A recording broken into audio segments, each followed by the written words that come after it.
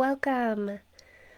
Well, it was about 1 week ago. I asked this community, when was the last time that you experienced joy that filled your body? And 42, almost half, 42% of people said, I'm not sure when the last time was. And so if that's you, you are not alone. I have been there myself. Hi. Yes, Georgia, Florida. I'm from Denver. So we're kind of all over the map here. Well, today I'm going to share how you can get your joy back, even if it hasn't made an appearance in a while, even if it feels wrong, or you're not sure what you even like anymore. I'm going to guide you through an exercise that brings those sensations of joy back into your body so that you can learn how to create that feeling more consistently. So let me know in the chat one word of how you're feeling right now. Where are you at today? What are you feeling?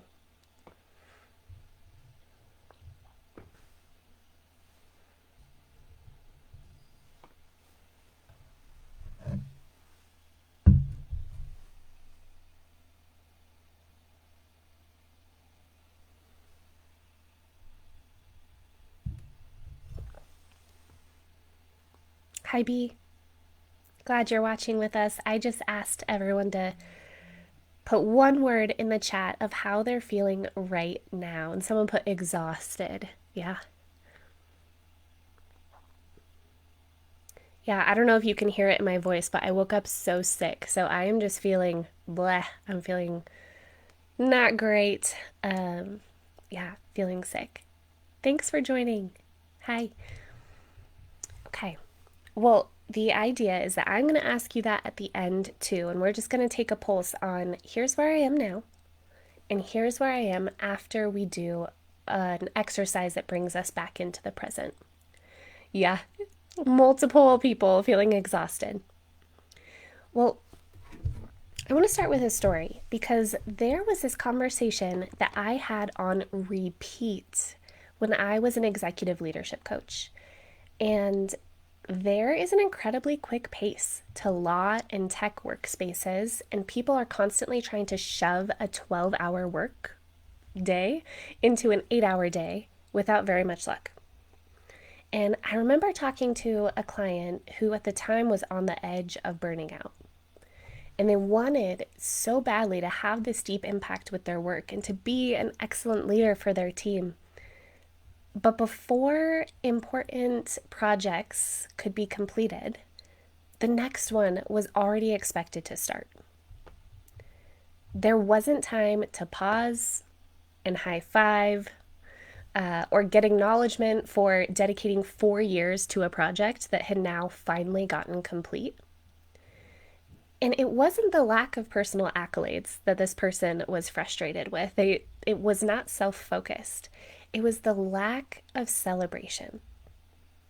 Without taking time to shortly pause and celebrate this gigantic 4-year win, it seems like they were just this cog in a machine, always expected to keep chugging along and prioritizing productivity. People in the workspaces, they wanted time to celebrate, but these particular workplaces hadn't made space for this human necessity. You and me, we were designed to experience joy. John 15:11, it says, "These things I have spoken to you, that joy may be in you and that joy may be full." So this conversation, it happened on repeat, and it began happening not only with workspace clients, but then it crept into my conversations with friends and family and personal clients and with myself. Prioritizing getting things done above all else snuffs out time to feel any emotion. So type me in the comments if that feeling of excitement and joy isn't as radiant as it once was. It's dulled. Maybe as a kid you had that 10 out of 10 joy and now it feels closer to 4 out of 10. Or maybe life took over and there wasn't room left for hobbies or me time. When you had kids, life changed so rapidly. Or maybe it's a feeling that's always been there for you, that your needs feel like too much. Yeah, me too. Hi, Tiffany. Glad you're joining us. Me too. What you want and like has long been covered up. So, what we're going to do today is pull back the curtain on that dark room that you have been sitting in so the light can come in and you can reconnect with what you like once more. I want to share 3 examples with you from my own story and see if you can nail down the emotion that I was feeling. It's okay if you just take guesses in the chat, but I'll read 3 examples and I don't think I'm alone in experiencing this. See if you can pinpoint it. After I had my daughter, I was 16 at the time. So I was now watching everyone get to do things that I felt like I no longer could. Everyone else seemed to have endless free time and no responsibilities. And then when I got married, I immediately noticed my husband allowing himself hours on the weekends to sit and relax and watch football, while I found it absolutely necessary to clean and buzz all around him, making sure that the house was in top notch. And as a single mom, I watched everyone else have extra money to spend on themselves, but I felt like every penny that I had needed to be put into savings in order to be responsible. What do you think I was feeling?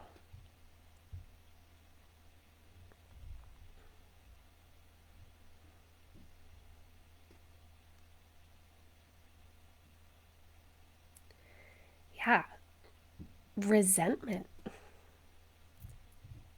Feelings of resentment stirred. And I would get mad at people doing the things that I desperately wanted to be doing. And why? Because I thought that I couldn't. And that wasn't true, but it felt true. I could watch the football game with my husband, but why couldn't I gift myself that rest? Well, because I saw 62 other things that could be done around me in the house that seemed more important. My priorities were out of alignment. And at the center of resentment is an indicator of where our joy can be found. Resentment actually points to where we want to be experiencing joy. Now, my joy is not watching the football game, but it is having individual time. Woof! If I get the whole house to myself, that is an ultimate joy bringer. And that's what I saw my husband gifting himself, that I wanted so badly. Time to rest without responsibilities. And we're allowed to have that. Our productivity priority and unnecessarily high expectations for ourselves, they get in the way of having fun. We have ideas of how the house should look or how we think a good parent or partner should spend their time, or even how rest should look. Anytime that you tuck the word should into a sentence, that just became an obligation or an expectation. It is not something that you want to do. Yes, yes. Alone time is my favorite, and my husband doesn't understand why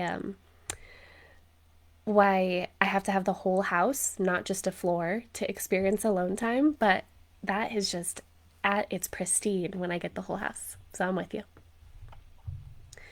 Well, let me know in the chat.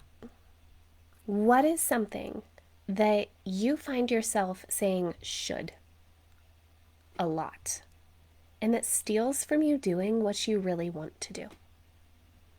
So an example for myself is after dinner, I find myself saying I should clean the kitchen so that we can all hang out and have fun together. But really, we can hang out and have fun, and I can clean I know I'm going to get to it, But that is one should that can really sit in the back of my mind and steal from the joy that's in front of me. What are some of your shoulds?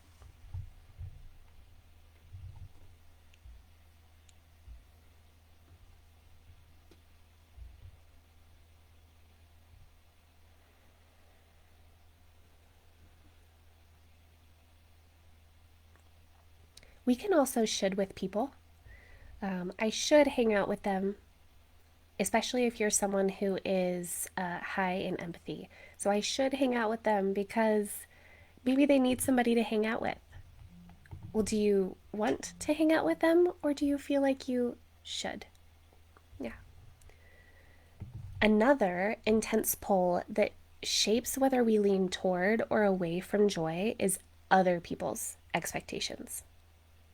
And oftentimes, they haven't actually confirmed these expectations. They are simply assumptions in our mind that's driving our actions. So we are assuming that somebody wants us to do something very specific, and then we twist ourselves to meet that spoken or unspoken ask.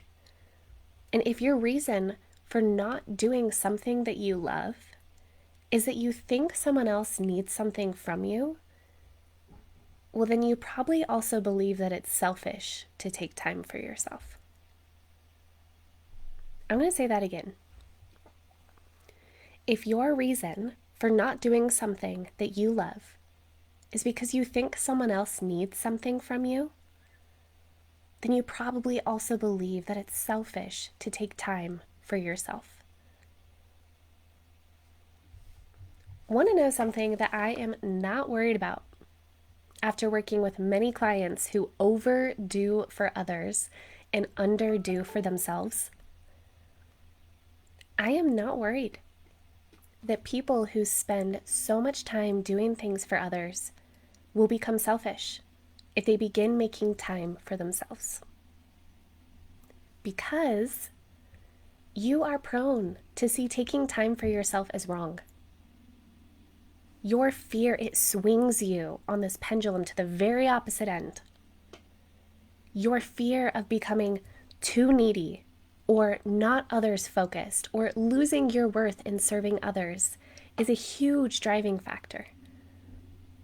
But friend, I bet I can guarantee you that your definition of selfish is probably a basic need or a fun hobby or a desire. That lives in the middle of the pendulum, in middle ground. So yes, make time for lunch today.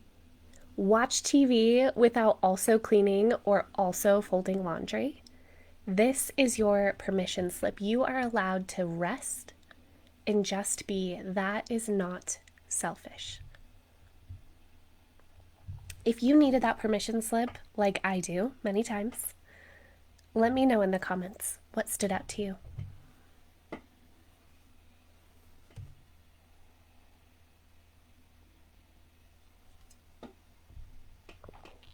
Yeah, thank you, thank you, thank you.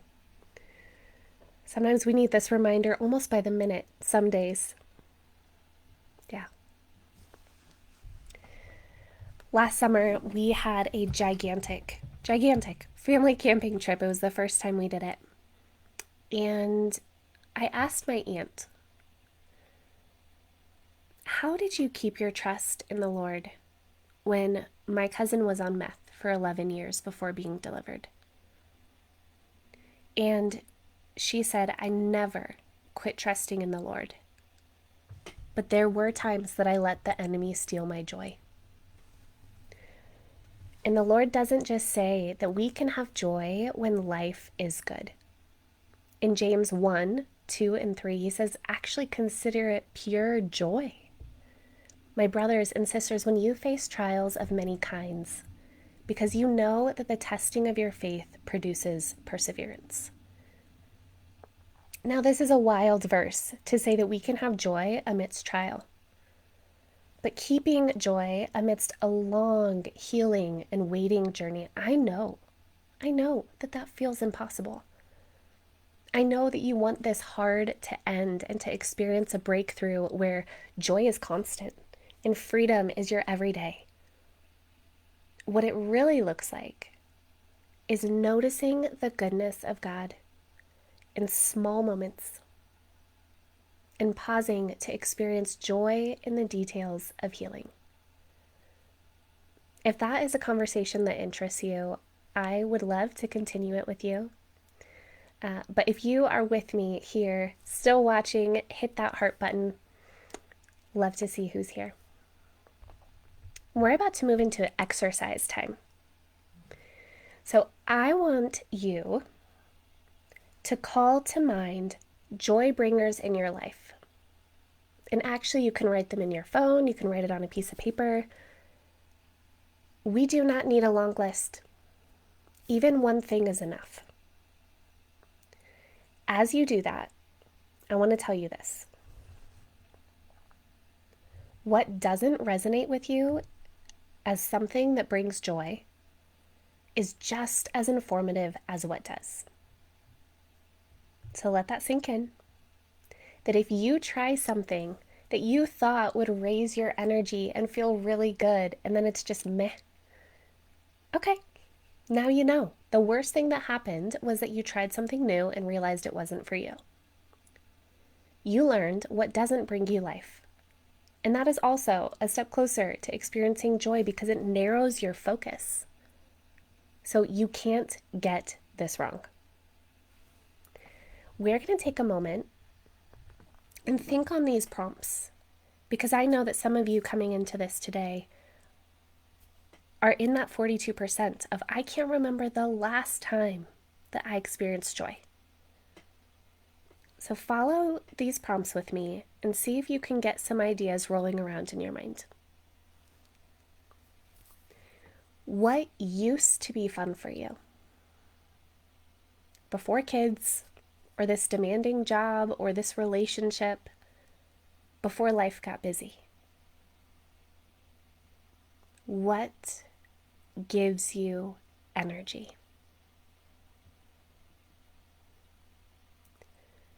What motivates you? Something you want to spend your limited time doing. Something you feel like you can't have or do, but that you desperately want to. Now, any objection in your mind that is coming up, we're just going to gently push that to the side because I'm not asking you to actually do the thing. We're just thinking about joy. Now it can be a person. It can be your cup of coffee or tea in the morning that fills your body with warmth. The changing of seasons and how that crisp air feels on your skin. It can be a hobby or a place that you love. Nothing is too small. What is it for you? Will you tell us in the chat? Because your idea might jog someone else's mind as well. See if I can put mine in.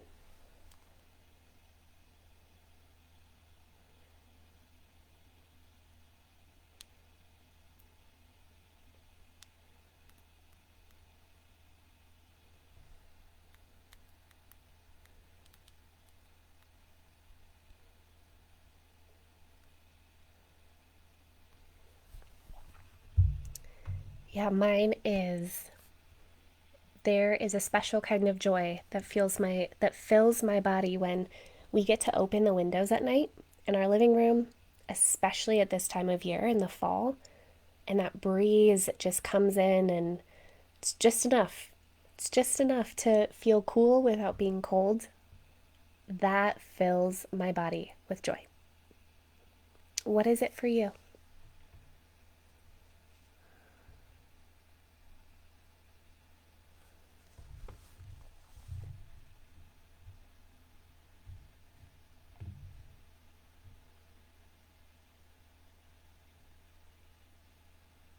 I'm going to come back to those as you continue to put them in the chat.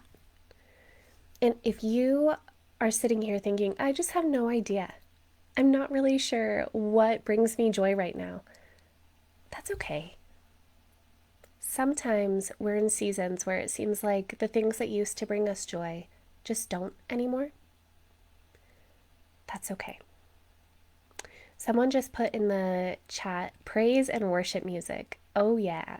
Uh, that is my kitchen music. Makes me dance immediately, but also just abandoned in worship. I love that. B said, the window to my room is open at night, hearing the pool gurgling outside on a quiet night with a light breeze, standing in my yard, admiring everything I have and my flowers in the yard. Oh, sounds like you have an incredible yard. That sounds like joy. The thing about joy is that it requires us to be present with ourself. So when your mind is anxious, thinking about the future, or replaying a conversation from the past, well, then it can't be here, listening to praise music, or standing, looking at your yard and the beauty that's there. Yes, your 2 dogs on these 3 acres. In this moment, enjoying what's going on in front of your eyes. That presence allows joy to enter. But we can also call to mind joy. It can bring a smile to our lips at just the thought of it. Maybe as you typed that in the chat, the warm sunshine, the birds chirping, maybe it already brought a smile to your lips, or you notice some sensations in your body that we get with the experience. It can be felt at the thought of a memory. So, that thing that came to mind, we are going to practice giving that to ourselves and receiving it because you matter. So, for the next few minutes, we're going to slow down. We're going to become present, and we're going to learn to spark joy. So, recenter yourself. Maybe you're sitting or standing right now. I'm sitting, so I'm just going to put my feet on the ground. And if you can, we'll begin a short exercise. Hi, Victoria. Glad you're here. We're just about to start an exercise. I'm going to ignore the chat, so don't feel like you need to put anything in there for the next few minutes. I'll invite you to close your eyes if you would like to shut out distraction around you. That can help with becoming present. Is there any movement in your body that you can get 1% more comfortable right now? Maybe sitting up a little straighter, unclench your jaw.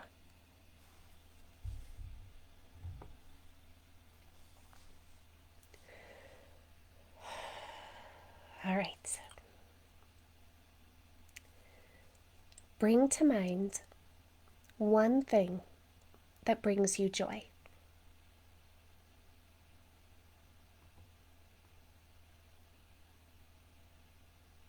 Hold it in your mind.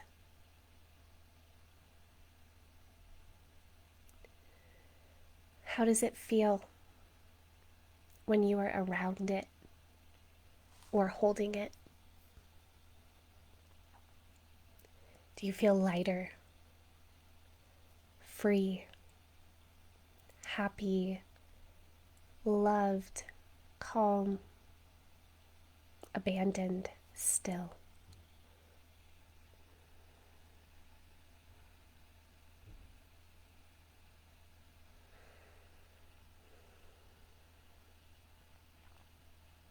What sensations do you experience in your body that cue you in? This is joy.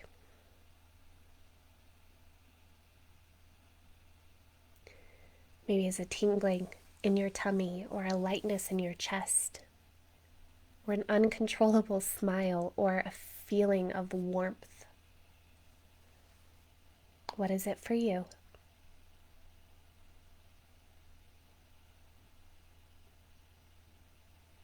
Be with that feeling of joy for just one moment more.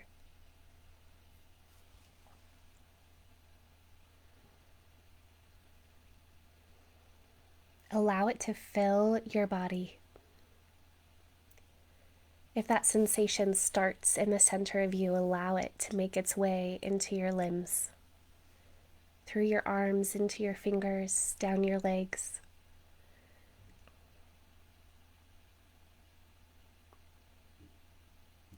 Now take your hand and bring it to your heart. We're going to do box breathing before we come back, and that is an inhale for 4 seconds, hold for 4, exhale for 4, hold for 4. So I'll lead you through that.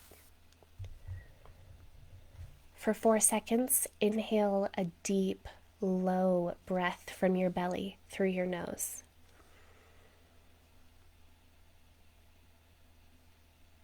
And when you get to the top, just hold for 4 seconds. Exhale slowly for 4 through your mouth.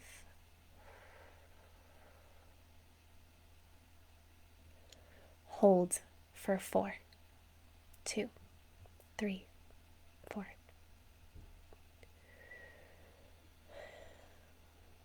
When you are ready, open your eyes and let me know, what was that experience like for you in the comments? Holding joy, making space to feel the sensations. What was it like for you?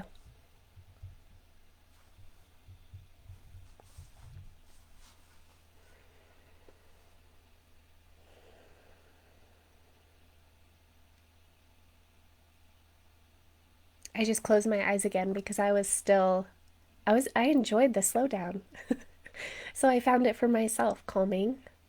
But I hadn't thought about joy filling my arms until I said it to you, because that's what I was experiencing, was that the joy began to take over different areas of my body than where I usually feel it.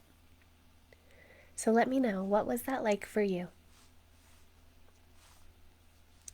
And what you just showed yourself is that you can call to mind moments of joy. That spark of joy, it lives in you. It doesn't come from somebody else. And you know how to strike the match that ignites delight. It also brought about a slow rhythm to that feel-good sensation. Letting it linger a little longer, it allowed you to savor its presence because you were present. You can take this exercise with you into your everyday when you need a spark of joy amidst the noise.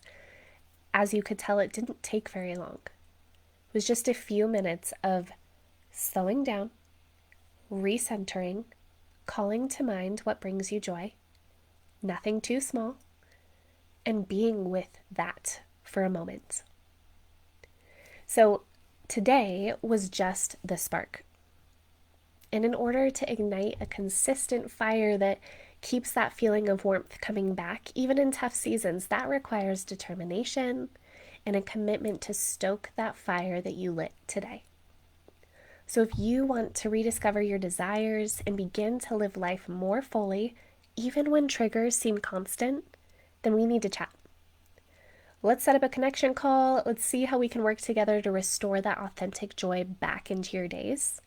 And if you're interested in continuing this conversation in a more personalized way, as soon as we're done, just click into my profile, send me a message saying joy, and I'll get back to you.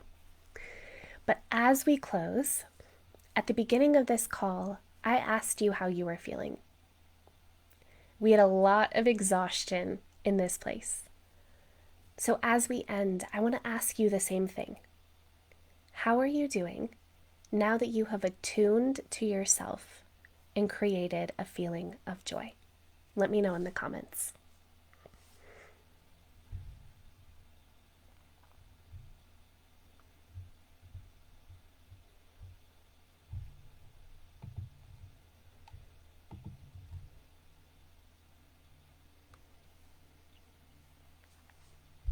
For myself, I'm still noticing. So my beginning one was, I'm feeling sick and not very great. You can maybe even hear it in my voice. But as we're ending today, I feel that slowness. that calm has stayed in my body. My arms almost feel a little heavier, like we are slowing down, and it's okay to slow down. So I would love to hear, how are you feeling as we hop off of this call? And then in 2 weeks on October 2nd, the workshop will be at this same time. I'll go live again, and we'll be identifying how you know what your needs are. When you are in a triggered state or simply sitting at your desk on a Wednesday afternoon, how can you attune to your needs and follow through to build self-trust? That is something I hear a lot, is that we want to be able to know our needs so that we can follow through. Or that your partner or someone around you might be asking, what do you need? And I'll do it. But then your mind comes up blank with knowing what that is. So that's where we're headed on October 2nd. And then I want to leave you with just a blessing on your day. Romans 15:13 says this, that may the God of hope fill you with all joy and peace in believing, so that the power of the Holy Spirit you may abound in hope. Thank you for spending a few minutes with me today, and I will see you soon. I'm always available in the messages if you want to talk through anything. Until then, have a wonderful rest of your day.